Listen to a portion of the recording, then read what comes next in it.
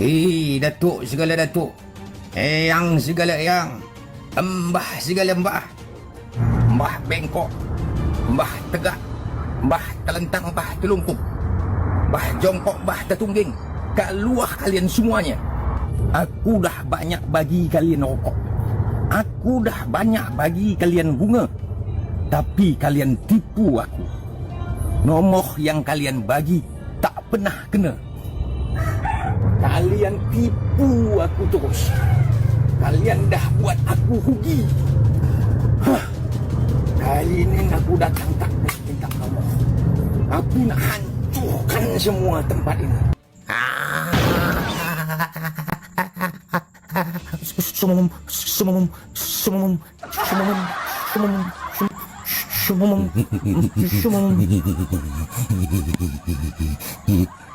Lebih. Ini orang cakap apa? Mungkin dia mau membaca sumum bukmum.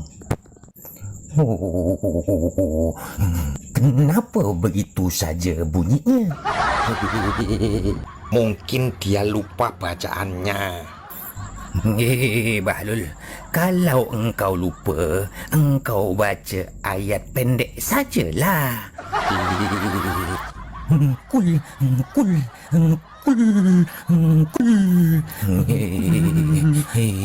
Apa lagi yang dia baca ni? Kul. Oh, mungkin dia mau baca surah Al-Ikhlas. Oh, Bahlul, itulah engkau ni. Kecil dulu disuruh ngaji engkau degil. Sekarang dah tua, jumpa hantu ganteng pun baca apapun kau tak tahu.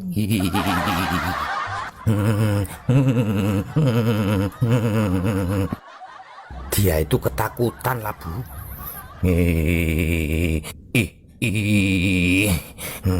Dah, engkau baca doa pendek sajalah. Allahumma barik lana bima rojaktana.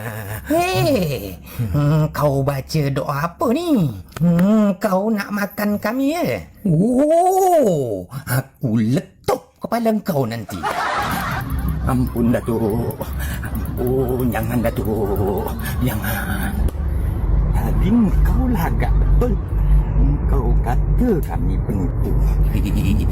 Saya bercanda saja Datuk. Saya tak sungguh-sungguh. Bau apa ni? Kau kencing dalam celana ya? Ampun Datuk.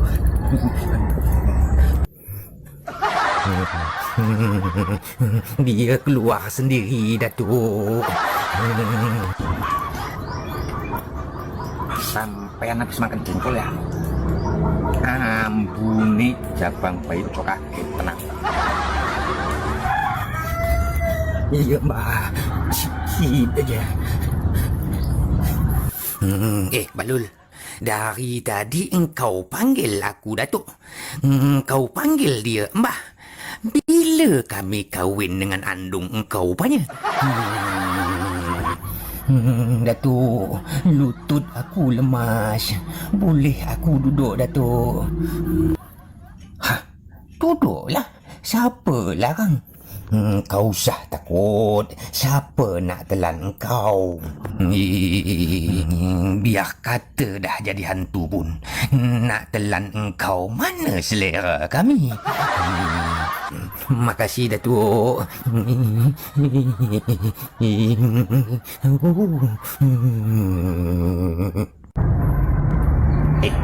Manusia, bukan bacaan sampean yang panjang dan merdu yang ditakutin setan, tapi iman dan takwa sampean. Saya kecewa Mbah. Saya dah habis banyak modal suhu kat tempat sini. Saya dah banyak bagi rokok. Saya dah banyak bagi bunga. Lah yang isap bukan saya. Tuh si Labu. Yang kasih nomor juga si Labu. Tapi nomor yang dia bagi tak pernah kena Mbah. Dia bagi 10, yang keluar 01. Yang dia bagi 80, yang keluar 08. Yang dia bagi 34, mbah. Yang keluar 43. 43 tu apa? Janda muda, Datuk.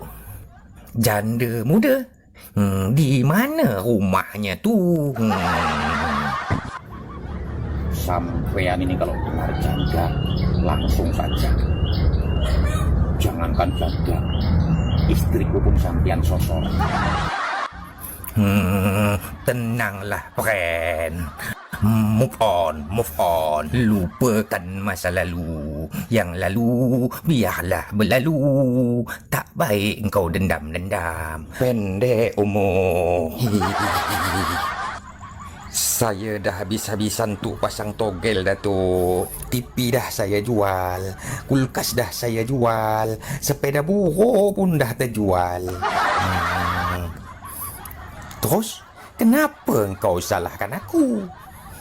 Niat hati, bila kena pasang togel tu, aku nak beli baru semua barang tu. Tapi nombor yang Datuk bagi tak pernah kena. Sekarang bini aku minta cerai, Datuk. Nah, samalah. Aku dulu pun sama dicerai bini aku. Gara-gara nyuruh togel tak kena-kena macam engkau ni. Manusia bodoh. Rezeki itu didapat bukan dengan cara menghayal, tapi dengan bekerja keras, banting tulang dan keras keringat. Apapun pekerjaan sampean, asal halal dan dilakukan dengan sungguh-sungguh, pasti Tuhan akan menyampaikan rezeki sampean. Kau dengar tu, Bahlul. Macam mana kau nak kaya kalau kerja kau ni macam ni saja? Modal rokok 2 batang, kau suruh aku ngintip nombor togel di Singapura sana. Kau gila atau nak bunuh aku? Perbuatan sampean ini sirik, meminta rezeki dengan setan. Apa sampean kira hidup di dunia itu selamanya? Setiap perbuatan buruk akan diberi ganjaran. Iya, Datuk. Kau kira hidup setan ni senang? Kau nak ngasih berbuat maksiat, setan kau salahkan. Setan itu memang tugasnya menggoda manusia agar mereka punya banyak kawan dalam neraka. Tapi setan tu pun menggoda sikit-sikit saja. Ini kalian yang mabuk sampai tertungging-tungging dalam paret. Kalian nang isap sabu, kalian nang melacur, kalian nang sedap, kalian nang kecanduan maksiat, kalian salahkan pula setan. Sudah, sekarang sampean pulang. Urus istri dan anak-anak sampean dengan baik. Makasih, Datuk. Kalau begitu saya permisi. Salah zu setan nampaknya. Bahlul, tunggu dulu sekejap. Kita selfie dulu.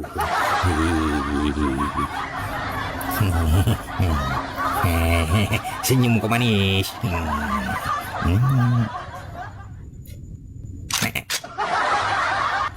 Buat apa lah, Bu? Buat update status lah. Judulnya apa itu? Tukang suhu togel terkincit dalam celana. Misi. Tak rata lagi jalan ni.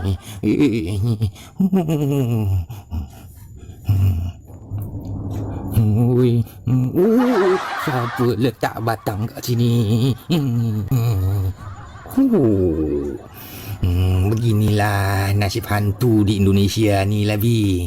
Bukannya dikirimi doa, malah dipinta nombor togel pula. Berbeza jauh dengan hantu-hantu kat luar negeri tu. Memangnya kalau hantu di luar negeri bagaimana lah, Bu? Tengoklah hantu di Amerika tu. Nama dia Dracula. Pakaian dia necis, rapi, setelan dasi, jas hitam. Tempat tinggal dia pun di kastil mewah. Kau tengok lagi hantu Cina tu. Nama dia Pampir. Pakaian dia pakaian adat bangsawan Cina. Lengkap dengan songkok hitamnya. Tinggal di kuil, pakai gelang, pakai cincin batu giok. Wele. Tak kalah lagi dengan hantu Arab. Nama dia Jin. Pakaian dia pakaian bangsawan Arab. Lengkap dengan topi dan sepatu khas Timur Tengah. Tinggal di lampu minyak tanah yang terbuat dari emas dan berhiaskan intan permata. Widih. Memangnya kalau hantu di Indonesia ini bagaimana lah, Bu? Kau tengoklah sendiri. Nak cakap pun awak malas. Nama pun kuntilanak. Baju dia dari dulu daster putih polos, tak bermotif sikit pun. Rambut dia panjang berserak. Kantung mata dia hitam lebam, macam Mike Tyson kalah tinggi. Tinggal dia di pokok-pokok. Tak tahu hujan, tak tahu terik. Ketawa saja tiap pagi.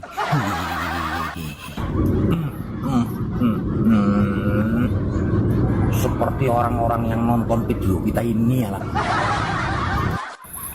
Apa lagi si pocong tu? Muka dia buruk, putih pucat macam tak berak 2 minggu. Baju dia kotor, tak pernah bercuci.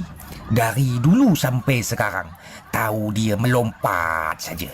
Macam mana nak takutin orang? Lapu, kabarnya kalau di luar negeri tu Big Boss hantunya kejam-kejam. Kalau kita punya salah, dihukum cambuk pakai kawat berduri.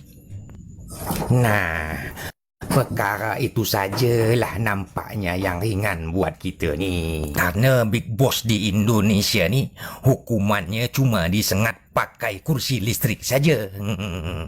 Walah, kursi listrik kan lebih sakit lah, Bu. Memanglah.